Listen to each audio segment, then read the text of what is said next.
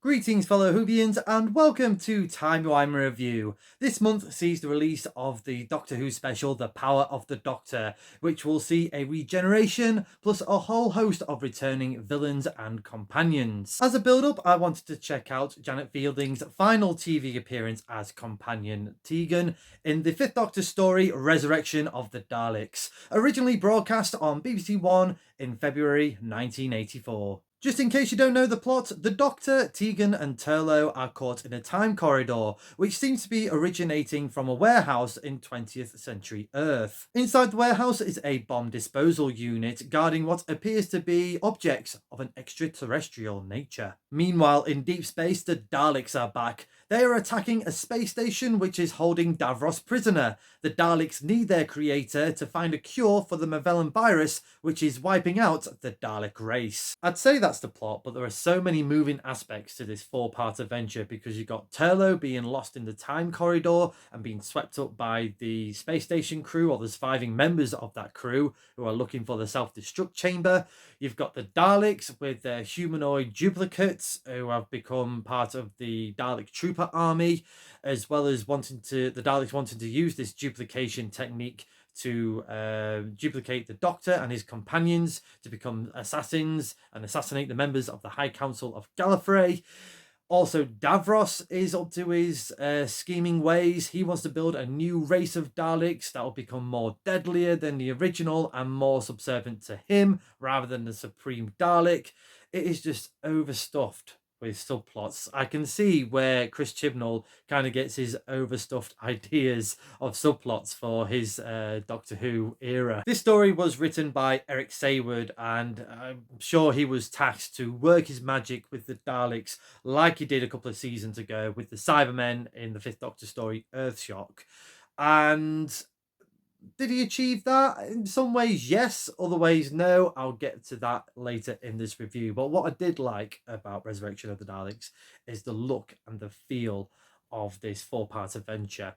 In terms of, the opening scenes are just so gritty and just downbeat. You've got these all these humanoids coming out of this warehouse, and basically aliens from another planet, all sort of lost and confused. And then you've got these people dressed as policemen, which are basically Dalek troopers in disguise, and they end up killing them all, as well as killing off a random member on the street. So already it's just gone for that downbeaten sort of grimy look. I also like the look of the Daleks in this four-part adventure. When we last saw them in the Fourth Doctor story, Destiny of the Daleks, the props looked very battered, torn, just worn out really. So I think they've given them a bit of a spray paint, a bit of a rebuild. And yeah, they look really good, especially the Supreme Dalek. You don't really see it that often in this story, but when you do, it's really good. And just having the different sort of spherical beam locators, I don't know, spherical domes in white instead of the sort of military grey like the rest of the Daleks, it does really sort of stand out for me. But the Daleks themselves are just full on ruthless, just killing off people left, right and center when they need to, and they are just both scheming. I feel like they share the spotlight to Davros in this story. You could argue that Genesis, Destiny of the Daleks, and Revelation of the Daleks is more of a Davros story. I feel this one, Resurrection of the Daleks, they do share the spotlight with Davros. Speaking of Davros, this was the first outing for actor Terry Molloy to play the creator of the Daleks. It was originally going to be Michael Wisher returning for what he played as the original Davros of back in Genesis of the Daleks, but due to production schedules being moved, that clashed with his schedule, so they had to recast. And boy, did they recast with someone amazing. Terry Molloy has been basically Davros for nearly 40 years, through obviously the classic TV shows, TV stories, as well as Big Finish audios. And yeah, he is just magnificent. What I like about his portrayal of Davros is he can do the manic, sort of over the top speeches of, Davros wanting to be ruler of the universe, but he can also go really low with his voice and be the more sort of maniacal, scheming, manipulative Davros. In case you didn't know, Resurrection of the Daleks was part of the final season for Peter Davison's era as the Fifth Doctor, and for me, Peter is the Fifth Doctor. And what I mean by that is I can't think of anyone else who would have been able to play the Fifth Doctor as well as he did and just bring out a very vulnerable looking Doctor. And he just played it so well. And especially in this story leading up to Case of Androzani, he was just on his A game. And I think, really, to be honest, he always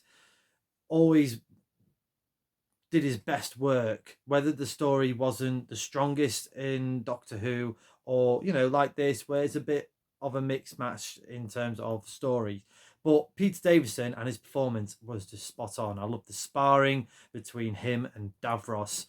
When he confronts Davros, he's going to threaten to kill him, and really wanted to, but it was coward or killer moments with the Fifth Doctor in that scene.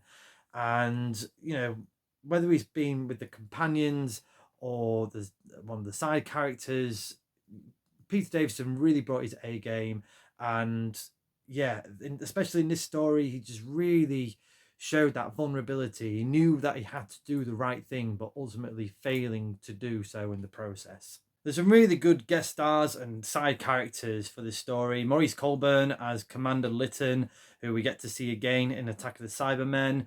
It's such a shame in hindsight that they could have done a lot more with this character, and it's such a shame that Maurice sadly passed away. He's no longer with us, because I would love to have seen Lytton in a Big Finish audio adventure, because there was, like I said, there was so much to this character that they could have easily just launched a sort of side story or spin-off series for this character. Rodney Bewes as Stein, I really liked him. Again, most recognizable for the Like the Lad series back in the 60s and 70s. And I like the cliffhanger on the big reveal of Stein being a servant to the Daleks. Thought that was pretty good, and his story arc as well. I thought it was I enjoyed his story arc really. Rula Lenska as well as in this story. There's so many different sort of side characters and stuff, and they're all quite memorable. From like the up and coming lieutenant who's wanting to sort of fire up the ranks. Obviously, Rula Lenska as the ship's doctor, and they're all having to band together to sort of try and defeat the Daleks and blow up the space station in some sort of grandiose gesture. I'm going to have to talk about the colonel of the bomb disposal unit.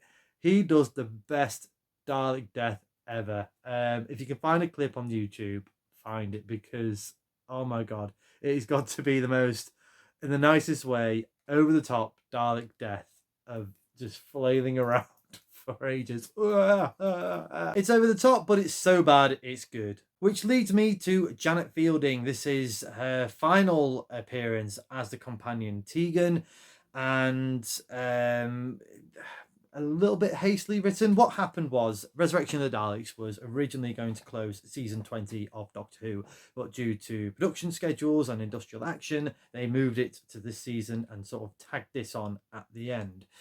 And the whole sort of theme around it, which the scene itself is pretty solid. It's definitely, check out my top 5 heartbreaking companion departures for a bit more of that. But basically, Tegan has witnessed so much death and destruction, and it kind of, it was a story arc with the Fifth Doctor, really starting off with the Fourth Doctor, Tom Baker, being basically a unwanted traveler. She kind of came on board the TARDIS by mistake, and had these wonderful adventures with the Doctor. And this was kind of like the straw that broke the camel's back for Tegan. It stopped being fun, Doctor. She couldn't carry on being a companion when all there is death and destruction. There is beauty, but there's more death and horribleness that when traveling with the Doctor. And you know, it was a really good scene between Peter and Janet, and that's what I'm more fascinating to see when Janet does return for the power of the Doctor. You know, I do hope that they don't, you know, Chris Chibnall finds a way to just, you know, when I've left you, it was sort of like, you know, all this death and destruction, but you know, there was a lot of good times as well. So, you know, I'm more interested a little bit to see what Tegan brings to this to the table. You know, we're getting Janet back. You know, I want there to be a more of a continuing arc from when what we left off. I'm going to give Resurrection of the Daleks a TARDIS rating of 7.5 out of 10. Yes, there was a lot of plot holes to this story, and the story was overstuffed with subplot, but I did enjoy it. I can't deny it. It's an action-packed story, lots of great pacing. For the first time, I watched this as the 45-minute episode format. It was two 45-minute episodes. Originally, it was going to be four 25-minute episodes, but they had to change that due to the Olympics that was on that year. And it worked, especially with the cliffhangers as well. The cliffhangers to parts 1 to 2 and 3 to 4 in that episode format doesn't work really. You know, it worked better with the cliffhanger to parts 2 to 3, or in the 45-minute episode parts 1 to 2. That was the strongest cliffhanger from this story in my opinion. But the Daleks look great. I love the voices of the Daleks, one of them being Brian Miller, who was married to Elizabeth Sladen, the late Elizabeth Sladen. I thought his voice was really good. Terry Malloy is Davros, a great debut for Davros, and you can see why he was used for subsequent stories and adventures, even carrying on for Big Finish Audio. So being the longest serving Davros, I salute you for that. Peter Davison, Fifth Doctor, was spot on. I liked Mark Strickson as Turlough. I didn't really mention much of him in this review. He didn't have much to do, but when he did, he did interact really well with the sub characters. And Janet Fielding as well. Again, didn't have loads of things to do apart from that final scene with the Fifth Doctor, and it worked well for me. You know, it is tagged on.